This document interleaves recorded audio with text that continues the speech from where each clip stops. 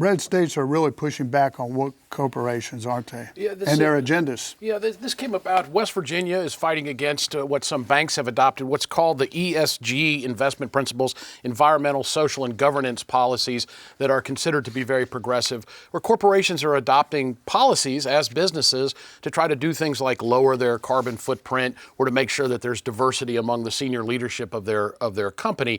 The challenge is, in the instance of West Virginia, that these banks that the West Virginians don't want to do business with are talking about reducing their fossil fuel consumption, which is a big issue in West Virginia because of the coal industry.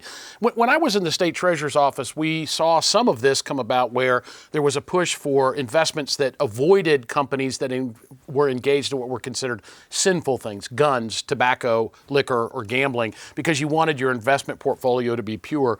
I think with ESG investment principles, which is over $2.77 trillion of total investments globally now with these types of firms, the problem is when you're investing money for the public, you got to focus on pensions. You got to focus on returns. State pensions, yes, right. It's an appropriate balance that you want to strike. Is the company doing what it needs to do to maximize the profitability? The sensitivity around how they're doing that is legitimately a concern, but you want to make sure you're not sacrificing the profitability of a company exclusively for a political reason.